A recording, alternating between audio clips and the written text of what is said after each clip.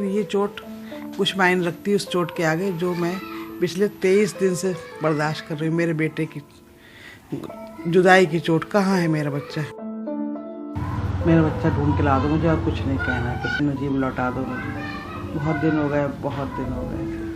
अब बर्दाश्त नहीं होता। मेरा सब का प्यारा भर चुका है। मेरा नजीब लौटा दो। नमस्कार, मैं रविश कुमार। दुनिया के हर दौर में, हर देश में इस बात को लेकर लगातार बहस चलती है कि राज्य, स्टेट, पीपल और लोग, इनके बीच का रिश्ता कैसा हो। राज्य को हर दिन ये एहसास कराना पड़ता है, इसके लिए अभ्यास करना पड़ता है, लोगों को बताने के लिए कि वो आपका हिस्सा है।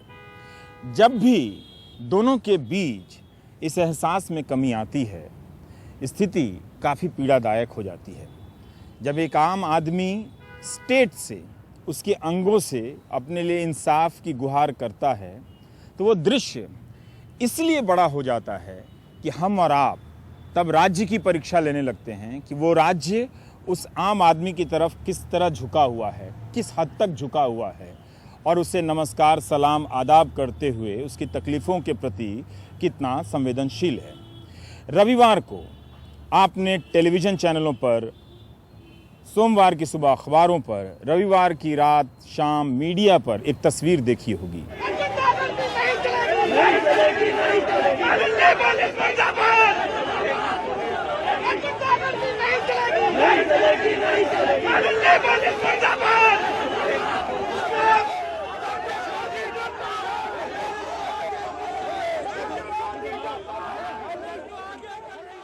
जेएनयू के छात्र नजीब की मां को पुलिस घसीटते हुए लेकर जा रही है। ये जो स्थिति है, 20-22 दिनों के बाद एक बेटे के ना मिलने के कारण मां की बेचैनी को ना समझना और पुलिस की तरफ से अपनी ताकत का प्रदर्शन करना, ये शायद किसी भी नागरिक के लिए डराने वाला हो सकता है। वो मां कोई भी हो सकती है। उसका नाम ज़रूरी नहीं कि फातिमा हो, उसका नाम कमलेश भी हो सकता है। जब राज्य की एक बार ये आदत बन जाए तो वो फिर लोगों से अपना रिश्ता तोड़ लेता है और वो लोगों को डराना शुरू कर देता है। क्या ऐसा रहा होगा क्या? इन आशंकाओं को हम एक तरफ रख देते हैं, भूलेंगे नहीं, लेकिन हम चाहते हैं कि आज काफ़ी दिनों के बाद, और शायद पहली बार प्राइम टाइम में कई जगहों पर उनकी बातें गई हैं, हम आपको नजीब की मां से, फातिमा जी से आपको मिलाना चाहते हैं। मेरे लिए ये दृश्य काफ़ी बेचैन करने वाला रहा। हालांकि पुलिस की यही सफाई रही कि पुलिस ने बड़े आदर के साथ, सम्मान के साथ फातिमा जी को थाने ले गई और फिर वापस घर पहुंचाई। तो आप देखेंगे कि ये तस्वीरों में आपको मैं दिखा सकता हूं कि अगर ये आदर है, ये सम्मान है, तो इस सम्मान को हासिल करने के लिए आप भी चिट्ठी लिखिए पुलिस को कि ऐसा आदर हमें भी चाहिए। नमस्कार, आदाब। आप मुजीब हैं, आप सदफ हैं। आप खड़े भी हो सकते हैं, आप बैठ भी सकते हैं, कोई दिक्कत नहीं है हमारे साथ। फातिमा जी, हम आपसे जानना चाहते हैं कि कल हुआ क्या था आपके साथ?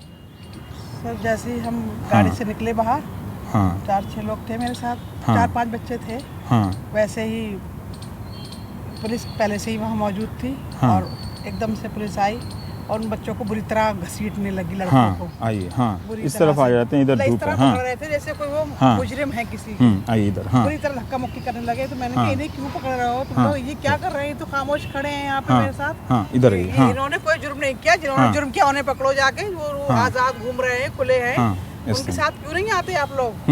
उन्हें पकड़े जाके। और ना नजीब को ढूंढ रहे हैं और ना ही ये हम लोग ये कुछ करने थोड़ी है, खामोश बैठने के लिए आए हैं, हम अपनी आवाज़ उठाने आए हैं। क्यों हमारे साथ ऐसा किया जा रहा है? तो उसने मुझे ही पकड़ लिया। पुलिस वाली लेडीज़ थी जो, उन्होंने मुझे पकड़ा, माता जी चलिए चलिए। मैंने कहा, मैं क्यों जाऊँ? मैंने क्या गुनाह किया है? मैं तो इन लोगों के साथ, ये मेरी आवाज़ है, ये मैं इनके साथ खड़ी हूँ, मैं कुछ गुनाह तो नहीं कर रही। और आप इन लोगों को नहीं मार सकते। आप इन्हें नहीं मारेंगे तो ये मुझे घसीट के वो लोग बुरी तरह से, और देखा ही होगा आपने, बताने की ज़रूरत नहीं है, मेरे सब बदन दुख रहा है, ये सब मेरी हड्डियाँ दुख गई पूरी तरह। मैं रात भर सो नहीं पाई हूँ और बस में बुरी तरह डाला उन्होंने मुझे। सब मेरे हाथ पैर दुख गए और ले जाके पता नहीं कहाँ कितने दूर तक चलते रहे और वहाँ ले जाके थाने में छोड़ दिया अंदर। और उसके बाद जो है गाड़ी में भी कुछ कहा आपसे? नहीं, गाड़ी में तो बच्चे थे और मैंने कहा खबरदार जो किसी बच्चे को हाथ लगाया आपने। कहला नहीं हम नहीं लगाएंगे हाथ, और अब माता जी आप शांत रहिए। मैं शांत तो हम वहाँ भी थे, हम यहाँ भी शांत बैठे, हम क्या कर रहे हैं, कुछ कर तो नहीं रहे थे, वहाँ कोई गुनाह या जुर्म तो नहीं किया था। मैं अपने बच्चे के लिए आवाज़ उठा रही। मेरा बच्चा आज 23 दिन से लापता है, कल 23 दिन हो गए, आज 24वां दिन है। कहाँ है मेरा नजीब? क्यों नहीं सामने लाते उसे? जहाँ कहीं भी उसे ढूंढो। इतनी पुलिस हमारे ऊपर लगाई है, काश कि उस दिन लगाई होती जब मैं थाने में गुहार लगा रही थी मनीषी जी से। हौस खास सारी जगह पे मैं थक चुकी हूँ भाग भाग के। मेरा बच्चा कोई सुराग नहीं है, 24 दिन होगा। कहीं से भी एक तो कोई क्लू बता दे मुझे कि आपके नजीब को हमने वहाँ देखा, यहाँ देखा, कहाँ देखा। कोई नहीं बता रहा है कुछ भी। आखिर ये पुलिस कर क्या रही है पिछले 24 दिनों से? मैं तो हमेशा सुनती थी दिल्ली पुलिस बहुत एक्टिव है, बहुत अच्छी है, पूरे हिंदुस्तान की पुलिस से अच्छी है, लेकिन मेरे समझ में नहीं आता क्या एक्टिविटीज़ की उन्होंने, क्या किया 24 दिनों में? कुछ नहीं किया उन्होंने 24 दिनों में। बताएं मुझे, दिखाएं कहाँ है मेरा नजीब? बेगुनाह को इतनी बुरी तरह उसे मजलूम को मारा, 4 बार उस पर हमले किए गए, उसको कोई डॉक्टर ट्रीटमेंट नहीं दिया गया, खून में लथपथ सफदरजंग हॉस्पिटल पहुंचा, वहाँ उसको मेडिकल नहीं किया। वहाँ के डॉक्टरों की भी गलती है, क्यों नहीं किया मेडिकल उसका? पुलिस कंप्लेंट तो हो ही जाती, वहाँ उसको एडमिट करना था, काश के वो एडमिट कर लेते, मेरा बच्चा वहीं होता। ये सब उसके साथ नहीं होता जो हो रहा है आज। जो मैं यहाँ दिल्ली की सड़कों पे भटक रही हूँ, मेरा बच्चा मेरे पास होता। अगर उस डॉक्टर ने ये ज़रा सी भी जिम्मेदारी निभाई होती तो मेरा बच्चा आज मेरे साथ होता, उसको वहाँ एडमिट कर लिया होता। क्यों नहीं किया उसका मेडिकल? क्यों नहीं दी उसको कोई दवा? उसको ऐसा ही क्यों जाने दिया? कहाँ है मेरा बच्चा? मुझे बताए कोई, नजीब कहाँ है? आज 24 दिन हो गए, मैं नजीब को कहाँ तलाश करूँ, किसके पास जाऊँ? कोई तो बता दो मेरा नजीब कहाँ है? मेरे नजीब के पास मुझे पहुँचा दो। कहाँ है नजीब? थक गई हूँ इंतज़ार करते करते। मुझे, मैं आपसे जानना चाहता हूँ कि अभी फातिमा जी कह रही हैं कि वो अस्पताल गया था, उसको कौन लोग लेके गए थे सफदरजंग अस्पताल, और किस हालत में? इसकी क्या कोई रिकॉर्डिंग क्या है पुलिस की डायरी में, या आप लोगों को जो जानकारी है? हम लोग तो खैर वहाँ मौजूद नहीं थे। हाँ। जो मतलब उनके रूम पार्टनर है कासिम, और एक बंदा और है शाद, वही हॉस्टल का है। हाँ। वो लोग लेकर गए थे, और उसमें एक एम्बुलेंस लेकर गए थे JNU की जो मेडिकल, हाँ, वहाँ से लेकर गए थे। और इसमें एक अटेंडेंट था और एक ड्राइवर था। हाँ। हमें ये बताया उन्होंने। वहाँ जब पहुँचे तो वहाँ पे उन्होंने, डॉक्टर ने ये बोला कि पहले जो है कि कहते हैं कंप्लेंट होगी और ये पुलिस केस है, ऐसे ट्रीटमेंट नहीं मिलेगा। तो भाई वैसे भी इतनी बुरी तरीके से मारा गया था, वो एकदम शौक थे और डर भी रहते। सीधे साधा बंदा कोई भी होगा पुलिस कंप्लेंट से डरेगा, तो मना कर दिया कंप्लेंट। क्या उनकी उस वक्त ऐसी स्थिति थी कि जानलेवा हो सकती थी? हाँ, इतने घायल थे वो? बहुत बुरी तरीके से मारा था, 4 बार अटैक हुआ उनके ऊपर। और ये समझ लीजिए जो कड़ा होता है ना हाथ में जो पहनते हैं उसको, हाँ, मतलब पंच इस तरीके से बना के सिर में मारे उनके, और चप्पल से भी मारा। मतलब क्या बताऊँ, समझ लीजिए बहुत बुरी तरीके से मारा है। सिर से खून, नाक से खून।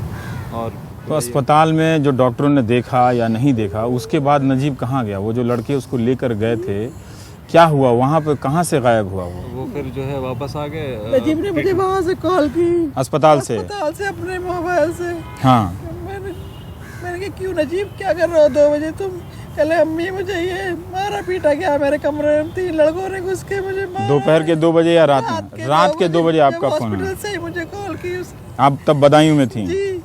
तो मैंने कहा क्यों, क्या हुआ तुम्हें? तो बोला मैं ये हॉस्पिटल में लाए मुझे सफदरजंग में मेडिकल के लिए, और मेरे चोटें आएंगे। तो मैंने कहा क्यों, कहाँ आएंगे चोटें? बताओ मुझे, कैसे लगी तुम्हें चोट, किसने मारा है? तो उसने फ़ोन बंद कर दिया, और मैंने उसके पार्टनर को फ़ोन किया जो कासिम है, तो उसने बताया कि आंटी ऐसे ऐसे हुआ है, इसको मारा पीटा गया है बहुत, और आप परेशान ना हो, ये आपके पास आने को कह रहा है, मुझे अम्मी के पास जाना है, मुझे अम्मी के पास जाना है। तो मैंने कहा ठीक है नजीब को आप लोग संभाल लो, मैं अभी आ रही हूँ, अभी बैठ रही हूँ। और उसने ये भी कहा कि नजीब पे मुकदमा कर दिया गया है, उन लड़कों ने नजीब पे रिपोर्ट कर दी है कि नजीब ने यहाँ हिंदू मुस्लिम दंगा करने की कोशिश की, और नजीब बहुत घबराया हुआ है। तो मैंने ठीक है आप परेशान ना हो, मैं अभी बैठ रही हूँ बस में। मैं उसी वक्त मेरा बेटा, हम सब घर वाले ठीक है, तो उसी वक्त मैंने अपना एक थैला लिया और मैं बस में बैठ गई जाके। रास्ते में मैंने नजीब के बराबर कॉन्टैक्ट में थी, कासिम को भी फ़ोन किया, नजीब को भी फ़ोन किया। 9 साढ़े 9 बजे मैंने बुलंदशहर से फ़ोन किया उसे, और लास्ट बार मैंने आनंद विहार पहुंच के उसे फ़ोन किया, नजीब मैं आनंद विहार पहुंच गई हूँ, बस अभी पहुंच रही हूँ तुम्हारे पास। तब तक वो हॉस्टल पहुंच गया था? हॉस्टल था, वो सुबह ही पहुंच गया था हॉस्टल, तो 6-7 बजे। तो मैंने उससे कहा कि नजीब मैं आ रही हूँ, आनंद विहार पहुंच गई, मेट्रो से आ रही हूँ, बस से देर लगेगी, बस 11 बजे मेरी बात हुई है, मैं 12:30 के लगभग वहाँ पहुँची, 12:30 या 1 के बीच में। तो मेरा नजीब नहीं था। जब मैं हॉस्टल में घुसी तो नजीब की एक चप्पल ग्राउंड फ्लोर पे पड़ी थी, एक चप्पल सीढ़ियों के बीच में पड़ी थी। ये मेरे साथ था। मैंने कहा नजीब मुझे भैया की चप्पलें पड़ी हुई हैं। तो कहने लगा अम्मी घबराओ मत, भैया रूम में होंगे, चलो देखते हैं। जब मैं रूम में नॉक किया, दरवाज़ा खोला मैंने, तो वो लड़का बैठा था पार्टनर। मैंने कहा नजीब कहाँ है? कह रहा बैठिए यहीं कहीं होगा, आ रहा होगा अभी। मैं कहाँ है नजीब, बुलाओ उसे। तो कहला आप बैठ तो जाइए। मैं बैठ गई, थोड़ी देर इंतज़ार करने लगी, आधा घंटा 1 घंटा देखती रही इधर उधर, कहाँ है नजीब। इससे भी कहा देख क्या हो सकता है, मेरा बाहर इंतज़ार कर रहा हो, इधर उधर खड़ा हुआ। ये भी गया देखने, बाकी और लड़के जो थे मेरी रोने की आवाज़ सुन के आ गए थे, वो भी गए। फिर नजीब कहीं नहीं मिला, रोती पिलकती मैं 3-4 बजे। फिर मुझे और बच्चे आ गए, वो मुझे दूसरे रूम में ले गए। हम ढूंढ रहे हैं आंटी, सारे कैंपस में ढूंढ लिया, कहीं नहीं मिला नजीब। फिर मैंने अपनी नंद के घर फ़ोन किया। वो इतनी देर में आप लोग लगभग पहुंची गई थी, वो रूम पहुंची गए थे और कमरे में उसका पार्टनर था और उसने कहा कि वो अभी अभी यहाँ से निकला है। तो इतनी देर में जेएनयू से निकलने में भी आधा घंटा 20 मिनट लग ही जाता है अगर कोई बस से ना गया हो। तो किसी ने नहीं देखा उसको? कोई नहीं देख पाया। कोई कोई भी मतलब ये नहीं है कि कहाँ गए, कुछ पता नहीं उनका, किसी ने भी नहीं देखा। वार्डन बोल रहे हैं 2 दिन बाद कि जो है मैं जब अपने घर में था तब देखा मैंने, वो किसी ऑटो में बैठ के जा रहे थे। उनके घर से रोड पे दिखाई नहीं देता है। मतलब बच्चों ने, ये लड़कों ने ये बताया कि अगर वो ये कह रहे हैं कि हमने घर से देखा है ऑटो में जाते हुए, तो वो घर से नहीं देख सकते, उसके लिए उन्हें बाहर आना पड़ेगा। अच्छा, वो वार्डन ने जो कहा है मतलब घर उसके बिस्तर पे ही था। वार्डन बचा रहे हैं, वार्डन वहाँ पे मौजूद थे जब उसको मारा गया। हाँ, बचा रहे हैं सब करके, क्योंकि चीफ वार्डन के सामने मारा और जो है मोहित जो जेएनयू के जो प्रेसिडेंट है उनके सामने मारा, सिक्योरिटी थी उनके सामने मारा और किसी ने बचाने की तो इतना जब मारपीट हुआ तो जेएनयू का प्रेसिडेंट नहीं गया अस्पताल? हाँ, वो नहीं गया था, लेकिन उसने बचाने की कोशिश तो जब इतनी बड़ी घटना हुई तो ये सारे लोग नहीं गए थे उनके साथ मिलकर नजीब के साथ? एम्बुलेंस में वही अलाउ नहीं करते ना, 2-3 लोग अलाउ नहीं करते हैं। तो वही जितने लोग जा सकते थे उतने लोग गए। मोहित को भी जो है मार पड़ी है, उसने ही बचाया। वार्डन को भी, वार्डन खुद बोल रहा है कि मेरे सामने मारा है, मुझे खुद चोटें आई हैं। चीफ वार्डन मारने वाले कितने लोग होंगे आप लोग? पहले 3 लोग थे जो कैंपेनिंग कर रहे थे हॉस्टल में। हाँ। 3 लोग गए रूम के अंदर, फिर जो है पता नहीं रूम के अंदर क्या हुआ, तो कोई मौजूद नहीं था। वो लोग बोल रहे हैं कि भाई थ्रेड देख के उन्होंने मारा हाथ पे। लेकिन 3 के बाद जब वो लोग बाहर आए तो शाहिद भाई ऊपर भी शाहिद भाई जो आई विटनेस है वो ऊपर कैंपेनिंग कर रहे थे, आवाज़ सुन के वो नीचे आए। इतनी देर में वो नीचे आते हैं तब देखते हैं कि पूरा मॉब आ रहा है उधर से।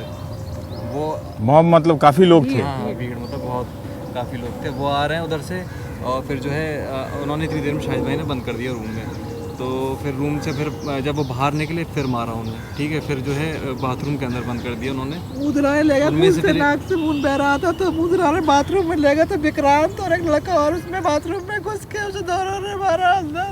फिर वो सिक्योरिटी वार्डन आ गया तो उनके साथ उन्होंने निकाला, उसी वक्त की निकाला। अभी नहीं चलते वार्डन के रूम में, वार्डन के रूम में ले जा रहे हैं। सिक्योरिटी पीछे आ गई और वार्डन भी पीछे मेरे नजीब को आगे कर दिया। भीड़ ने भाई ऐसे घसीट लिया बाहर, तो भी नहीं गई नीचे से। दोस्तों ने बताया ये सब वहाँ पे ऐसे जो आई विटनेस है 23 लड़के हैं जिन्होंने साइन किया है। आप देखिए शायद कुछ हो, कुछ होने की ही उम्मीद कर सकते हैं हम लोग।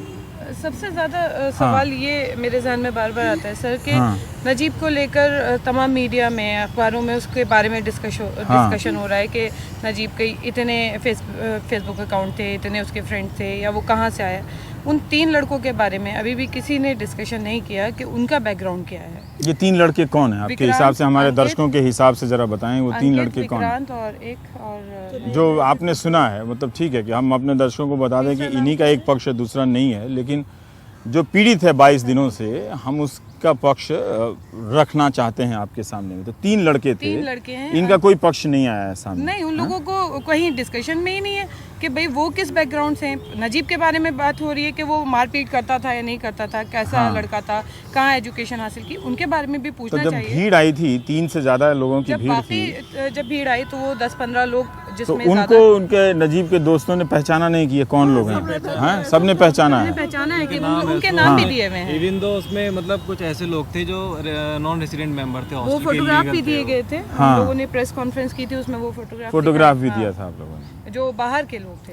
तो क्या पुलिस ने, आप लोग जब इतनी बार पुलिस के अधिकारियों से मिली हैं, क्या पुलिस ने अपनी तरफ से कहा है कि जो जिन पे भी मारने के आरोप हैं, हाँ, मान लीजिए कि जिन पे भी आरोप हैं, उनसे किसी प्रकार की पूछताछ हुई है? देखिए हमारे पास पुलिस अफसर नहीं है इस वक्त उनका पक्ष रखने के लिए, लेकिन वो पीड़ित नहीं है, पुलिस अफसर पीड़ित नहीं है ना, तो आपका ही पक्ष रहेगा। तो फिर भी मैं जानना चाहता हूँ कि किसी पुलिस अधिकारी ने आपको क्या कहा उन मारने वालों के बारे में? शुरुआत में तो उन्होंने यही बताया कि उनका जो फोकस था वो ये था कि नजीब अपने आप से गया है, और क्योंकि उसके फेसबुक अकाउंट पे किसी दरगाह की पिक्चर थी तो उन्होंने दरगाहों पे तलाश करना शुरू कर दिया था। नहीं, उनका फोकस रहा होगा, वो गया है, ये तो फोकस रहेगा ही, लेकिन वो मार हमने खाने, जब उनसे पूछा- उसको मारा गया है इसलिए गया है, तो जिन लोगों ने मारा है उस पर फोकस नहीं था उनका? नहीं, उस पे फोकस नहीं, अभी तक भी फोकस नहीं है। अभी भी उनसे न्यूज़पेपर में ही मैंने वो पढ़ा। फोकस कंटिन्यू बोल रहे हैं सर। आप एक बंदे को थ्रेट दिया है कि सर इसे आप कुछ मत कीजिए, सुबह को इसकी लाश ले लीजिएगा। ये ऐसा बोला गया उन्होंने, है ठीक कि हमारे हवाले कर और दिया, भी वार्डन बहुत से मतलब कहा गंदे गया। गंदे कमेंट्स किए हैं।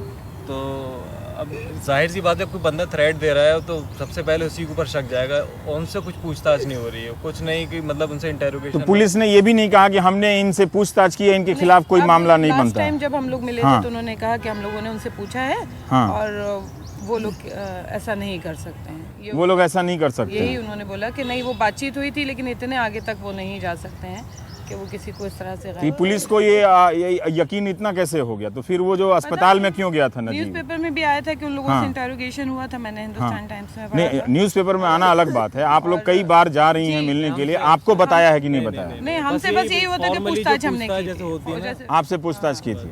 नहीं इतना? उन लोगों से, उन लोगों हाँ, उन लोगों कि से। आपने क्या कुछ इस टाइप का कुछ किया है क्या?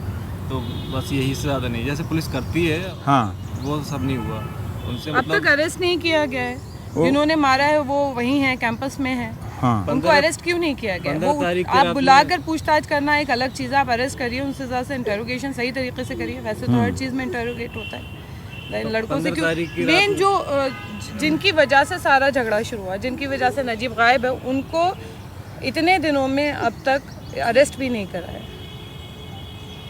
जिन लोगों ने धमकी दे दी कि जान से मार देंगे, गायब कर देंगे, हमारे हवाले वो कर सब दो, वहीं पर घूम रहे हैं। वहीं है, कैंपस में है। बल्कि और दूसरे लड़कों के सामने और वैसे करके घूम रहे हैं। और जो लोग नजीब के दोस्त थे, क्या उनकी गवाही हुई है पुलिस के सामने? पुलिस के सामने बयान दिए? तो कोई नहीं है उनका, क्योंकि जो लोग पार्टनर था, रूम का 10 दिन ही पार्टनर हुए था। थे सर उसे हॉस्टल ज्वाइन किए हुए।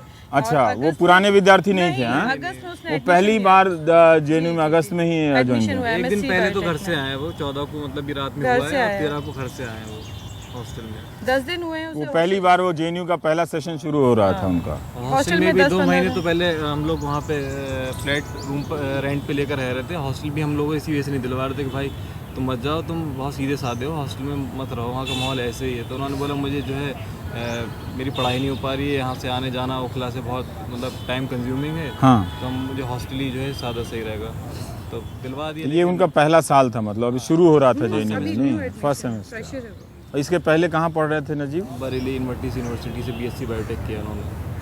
और उनका कंपटीशन में हुआ फिर यहाँ पे? 4 जगह कहीं जामिया में भी निकाला था उसने, MSc बायोटेक में। जामिया अलीगढ़, में कुछ जामिया दिन हमदर्द। उसने ज्वाइन किया, लेकिन जब जेएनयू में आ गया तो खुशी खुशी जेएनयू गया कि नहीं, जामिया से ज़्यादा अच्छा जेएनयू है। अलीगढ़ में भी उसने BSc में एडमिशन लिया था, लेकिन फिर मेडिकल की तैयारी के लिए उसने वहाँ से छोड़ दिया था कि मुझे मेडिकल करना है। 15 तारीख को जब हम लोग कंप्लेंट लिखवाने गए थे तो वहाँ SHO हैं बसंत थाने में, संदीप कुमार। तो मैं बोल रहा हूँ सर मुझे ऐसे लिखनी है कंप्लेंट। वो बोले नहीं, आपको ज़्यादा पता है कोर्ट में, मैं जाऊँगा, मुझे पता है कैसे कैसे हैंडल करते हैं आप, जैसे मैं बोल रहा हूँ वैसे लिखिए। 6-7 बार मैंने सर मुझे लिखना है वैसे लिखने दीजिए। नहीं ऐसे नहीं। मैं उनके नाम लिखना चाह रहा था लेकिन लिखने नहीं दिया उन्होंने, अपने हिसाब से उन्होंने कंप्लेंट लिखवाई। जिन लोगों पर आपको शक था उनका आप नाम लिखना चाहते थे, तो उन्होंने FIR में नाम नहीं लिखने दिया? सिंपल मिसिंग किया। मैं चप्पल के बारे में बोलती रही हूँ, चप्पल के बारे में भी नहीं लिखा हुआ। मैंने दिखाया था उसको कि देखो चप्पल ये पड़ी है, मेरे बच्चे की 2 दिन हो गए आज चप्पल ये की। पुलिस ने FIR में नहीं लिखा उसमें? कुछ नहीं लिखा, सिर्फ मिसिंग कंप्लेंट लिखी है, कुछ नहीं लिखा मेरे बच्चे का। इतने दिन हो गए जेएनयू कंटिन्यू जा रहे हैं हम लोग, और ये नहीं कि एक बार जो है VC या रेक्टर या चीफ डॉक्टर मिल रहे हमसे आके या कुछ भी। मतलब पहली बार कब मिले थे? उनके बयान से तो यही लगता है कि काफी तलाशी में लगे हुए हैं, आप लोगों की बड़ी चिंता करते हैं। कब मिले थे आपको? कितने दिनों से VC ने? 3 दिन बाद हम लोग खुद जाकर मिले थे उनसे। 3 दिन बाद? अच्छा, जबरदस्ती गए थे, गार्ड ने रोक दिया था। मतलब 15 की घटना है तो आप 18-19 के इसके, हाँ 18 तारीख को मिलेंगे। तो फिर हम उसके लोग बाद जबरदस्ती गए थे हाँ। कि हमें मिलना है, तो मदर से और जो वकील थे उनसे वो मिले थे। हाँ। और उसके बाद नेक्स्ट डे फिर हम लोग प्रॉक्टर से मिलने गए, तो नहीं मिले प्रॉक्टर।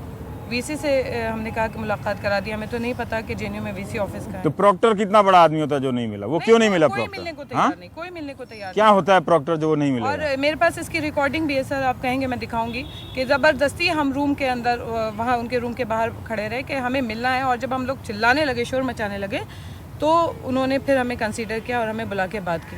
आधा घंटा बात हुई है, उसमें मुस्तकिल हम लोगों ने कहा कि सर आप एडमिनिस्ट्रेशन की तरफ से एफआईआर क्यों नहीं करा रहे, एक झगड़े की एफआईआर कराइए, चाहे उसमें नजीब का भी नाम दीजिए, झगड़ा हुआ है वो दिखाइए। अच्छा, अब ये दूसरी बात आ गई कि एफआईआर आपने कराई है, जेएनयू ने नहीं कराई। जेएनयू ने कुछ नहीं कराया। तो वो वीसी कह रहे हैं कि हम जांच में बहुत मदद कर रहे हैं और ये कर रहे हैं, तो फिर इसका क्या मतलब है? उन्होंने अपनी तरफ से एक्यूज्ड बताया है, अपनी जो रिपोर्ट दी थी उसमें नजीब को एक्यूज्ड बताया है, मतलब उसको इतनी बुरी तरीके से मारा गया है, उसके बावजूद वो एक्यूज्ड है। और जब मैंने उनसे कहा कि आप एफआईआर करा सकते हैं, तो उन्होंने कहा कि नहीं, ऐसा कोई प्रोविज़न नहीं है कि एफआईआर पे एफआईआर हो सके। तो मैंने कहा आपने लीगल एडवाइज़र से पूछा? वो हम तो ध्यान नहीं रहा, हम पूछेंगे। तो हमने उनसे कहा कि ठीक है सर, आप पूछिए, कल मैं फिर आपका इंतजार करूंगी, अब आप बुलाइएगा, हम ज़बरदस्ती। तो वाइस चांसलर तो कह रहे थे कि आप लोगों ने घेर लिया तो उन्हें बड़ी परेशानी हो रही थी। अब प्रॉक्टर, वो उस दिन की बात है, वीसी से जिस दिन बात हुई, हमने कहा कि आप प्रोविजन मालूम करिए, एफआईआर हो सकती है, आपकी तरफ से एफआईआर। उनका ये कहना था कि विश्वविद्यालय एफआईआर नहीं कर सकता, वो एफआईआर पे एफआईआर नहीं होती, उन्होंने ये हमें ये कहा था। अच्छा, तो हमने कहा आप एक एफआईआर अलग से करा दीजिए अगर हमारी एफआईआर के साथ नहीं कराना चाहते हैं, लेकिन वो इस पे एग्री नहीं कर रहे थे। तो पर उसके बाद चलिए एक कानूनी टेक्निकल मामला है जिसमें मैं ज़्यादा जानकारी नहीं रखता, पर उन्होंने ये कहा कि एक एफआईआर हो चुकी है तो हम दूसरी एफआईआर नहीं करा सकते हैं। पर मुझे ये बताइए कि उसके बाद जो भी आपकी बात हुई, क्या वाइस चांसलर ने फिर बुला के कहा कि आप लोग परेशान? अभी तक नहीं, खुद से उन्होंने नहीं बुलाया, ऑन रिकॉर्ड बात कहना है। वाइस चांसलर ने उन्होंने आपकी मदर को नहीं बुलाया कि आप चिंता मत कीजिए? तो मीडिया से पढ़ के तो लगता है कि वो बहुत चिंता कर रहे हैं, बहुत। नेक्स्ट डे फिर हमने जब उनसे कहा कि अब आप हमें बुलाइएगा, हम आपका दरवाज़ा नहीं खटखटाएंगे, आइए आपकी ड्यूटी बनती है, आप हमें बुला के बात करेगा। नेक्स्ट डे मैं 6:30 बजे तक वहाँ बैठी रही, ज़मीन पर प्रॉक्टर ऑफिस है, एडमिन ब्लॉक में। तो नहीं बुलाया, तो हम ज़बरदस्ती फिर गए, तो प्रॉक्टर ने कहा रेक्टर से मिल लीजिए। प्रॉक्टर हमसे मिलने नहीं आया, उसके असिस्टेंट जो थे, जो भी उनके अटेंडेंट थे, उन्होंने बोला। मैंने कहा अगर आप नहीं मिलेंगे तो फिर हम अंदर ऑफिस में आ जाएंगे। तो रेक्टर आए, वो प्रॉक्टर आए, फिर रेक्टर के पास ले गए, रेक्टर से फिर बात हुई, तो उन्होंने हमें दिखाने के लिए अपने लीगल एडवाइज़र से कहा कि आप आ जाइए, इनसे बात कर लीजिए। उस दिन हम लोग एक डेड बॉडी देख कर आए थे, तो और दिमाग में तकलीफ़ बहुत ज़्यादा थी कि इस तरह की सिचुएशन हम लोग झेल रहे हैं। तो हमने उनसे कहा कि आप एफआईआर कराएंगे या नहीं कराएंगे? सर एफआईआर हो सकती है, हमने भी मालूम कराया। तो कह रहे हैं कि नहीं, हम एफआईआर नहीं कराएंगे। रेक्टर ने बोला कि मैं क्यों एफआईआर कराऊँ, मैं थोड़ी वहाँ था, जब मैं वहाँ था ही नहीं तो मैं क्यों एफआईआर करूँ, मेरी जिम्मेदारी। ये एक आपकी सदफ, आपकी बात से ये एक सवाल निकलता है कि जेएनयू ने ये कहा कि उसे अपनी तरफ से एफआईआर कराने में दिक्कत है। ठीक, मैं ये बात ऑन रिकॉर्ड मतलब अपने दर्शकों से कहना चाहता हूँ कि वाइस चांसलर ने, आपने जैसा मुझे बताया, अपनी तरफ से एक फ़ोन नहीं किया कि ये डेवलपमेंट है। एक फ़ोन सर, कॉन्फ्रेंस जिस दिन हमने प्रेस कॉन्फ्रेंस की थी उससे 10-15 मिनट पहले फ़ोन आया था कि वाइस चांसलर मदर से बात करना चाहते हैं। लेकिन हम लोग प्रेस कॉन्फ्रेंस में बैठ चुके थे, तो इसलिए हमने मना कर दिया कि अभी बात नहीं हो सकती। उस दिन के बाद से दोबारा कॉल नहीं आया। प्रेस कॉन्फ्रेंस को डिस्टर्ब करने के लिए कि हो ना पाए, इसलिए कॉल कर लो, उसके कॉल करें। चलिए ठीक। उसके बाद उन्होंने आपको अपने कमरे में नहीं बुलाया? नहीं, कभी ये नहीं कहा कि आप इतने क्यों भटक रहे हैं, आइए बैठिए, पानी पीजिए? वो हमारा भी छात्र है, अगर आपका बेटा है तो उसकी मुझे भी चिंता है, मैंने पुलिस से बात की है। ये सब बातें भले उन्होंने प्रेस से की होगी, लेकिन इनका कहना है ये उन्होंने कि बोला कि हम कांटेक्ट में हैं पुलिस से। मैंने कहा साहब आप कांटेक्ट में हैं तो फिर आप उन लड़कों के खिलाफ कंप्लेन क्यों नहीं कर रहे हैं जिन्होंने मारा? आप उनको क्यों, क्या वजह है कि आप उन्हें प्रोटेक्ट कर रहे हैं? शील्ड क्यों बने हुए उनके? उन बच्चों को बोलिए, वहाँ पे कंप्लेन दीजिए कि इन्होंने मारा है उसे। नजीब ने एक मारा है तो इन्होंने कितना मारा है वो भी तो बताइए।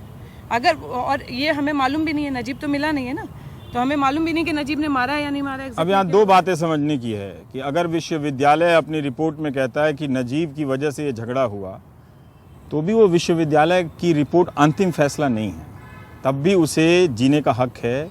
उसे मारने वाले लोग वो तो सही नहीं हो सकते। अगर नजीब 1 मिनट के लिए मान लें कि वो वजह हो सकता है, तो मारने वाली भीड़ तो सही नहीं हो सकती। क्या विश्वविद्यालय ने अपनी रिपोर्ट में उस भीड़ को जस्टिफाई किया है, ये देखना पड़ेगा। लेकिन मेरे लिए ये हैरानी की बात है कि वाइस चांसलर ने एक मर्तबा जब इनकी प्रेस कॉन्फ्रेंस होने वाली थी, उसके अलावा कभी बुलाकर तसल्ली देने की कोशिश नहीं की। अब आप नागरिकों को इसमें एक बात समझने की है, याद रखने की है कि आम तौर पर संस्थाओं के प्रमुख आम नागरिकों के साथ ज़्यादातर यही करते हैं। अगर इनके साथ जो हुआ है उसे आप किसी भी प्रकार से मान्यता देते हैं तो आप अपने बच्चों के लिए ज़मीन तैयार करते हैं। विश्वविद्यालय में होने वाले झगड़ों में, उसके लपेटे में तो कोई भी आ सकता है, किसी भी तरफ से कोई भी आ सकता है, उसका नाम कुछ भी हो सकता है। पर जिस लड़के की तलाश 24 दिन हो गए, 24 दिनों से हो रही है, उसकी मां को हम मीडिया के ज़रिए देखते हैं कि वो ITO पर हैं, वो राष्ट्रपति, वो रायसीना हिल्स की तरफ हैं, वो पुलिस उन्हें खींचते हुए लेके जा रही है, लेकिन हमने ये तस्वीर नहीं देखी कि वो वाइस चांसलर के साथ बैठी हुई हैं और वाइस चांसलर उन्हें तसल्ली दे रहे हैं। अगर ऐसी कोई तस्वीर वाइस चांसलर के पास है पहले दिन की मुलाकात के बाद, तो वो ज़रूर दें, हम बाद में भी प्राइम टाइम में दिखा देंगे, क्योंकि ये पब्लिक का प्राइम टाइम है, तो ये उसकी तरफ से जाएगा। अगर पुलिस को इसमें अपना कोई रिजॉइंडर देना है, अपनी कोई सफाई देनी है इनकी बातों में कि क्या हुआ, अगर पूछताछ की गई उन लड़कों से जिनके आरोप हैं, क्या ये इनकी बात सही है कि जब ये नाम लिखना चाहते थे कि इन लोगों ने मारने का प्रयास किया तो उनका नाम नहीं लिखा जाएगा? क्या FIR कराने का यही कायदा है कि जैसा अफसर बताएगा वैसा लिखा जाएगा या जैसा पीड़ित बताएगा वैसा लिखा जाएगा? क्या मां ने जो कहा है कि उन्होंने नजीब की चप्पल हॉस्टल के गलियारे में देखा और वो इसे दर्ज कराना चाहती हैं, तो क्या इसे जानबूझ के छोड़ा गया है? ये जो सवाल है पुलिस को और वाइस चांसलर को इसके जवाब देने चाहिए। नहीं देना चाहते हैं, सवाल पूछने की नई संस्कृति के खिलाफ आजकल वैसे भी असहनशीलता है, तो वो अलग बात है, वो उनकी बात है, क्योंकि वो सवाल का जवाब ना देकर बहुत सुरक्षित हैं। पर ना जाने किन किन के बच्चे, कितने लाखों की संख्या में बच्चे देश के तमाम विश्वविद्यालयों में पढ़ रहे हैं। अगर इस तरह की प्रवृत्ति को अगर हम मान्यता देंगे और आप उससे सहमत हैं, तो एक बार ठीक से सोच लीजिएगा कि आप क्या कर रहे हैं। क्या आपको इस बात से कोई फर्क नहीं पड़ता कि 22-23 दिन हो गए और वाइस चांसलर का बयान अखबारों में बड़ा खूबसूरत आता? मैं अखबारों से ही जानता था कि बड़े संवेदनशील हैं, शायद जो प्रदर्शन करने वाले लड़के हैं वो अपना धीरज खो रहे हैं। ऐसे मामलों में पुलिस को वक्त लग जाता है और ये बात समझनी चाहिए कि लग सकता है ऐसा वक्त। लेकिन वाइस चांसलर अगर परिवार के लोगों को बुलाकर अपने कमरे में नहीं बिठाते और तसल्ली नहीं देते, और ये आप बात सही कह रही हैं, हम लोग जबरदस्ती गए थे, उन्होंने नहीं बुलाया था। जब बुलाया था उसके बाद तो नहीं बुलाया है ना? उसके बाद नहीं, जब हम गए हैं उसके बाद भी दोबारा 3 बार हम खुद मिले, उन्होंने एक दिन भी नहीं बुलाया। उन्होंने नहीं एक बुलाया? दिन नहीं बुलाया। पिछले 10 दिन में बुलाया उन्होंने? नहीं बुलाया। एक दिन भी बात करनी। एक बार प्रेस कॉन्फ्रेंस में बस फोन आया था। हाँ, उससे पहले 3 बार जब हम मिले हैं तो तीनों बार हम ये शुरुआती दौर में, शुरुआती दौर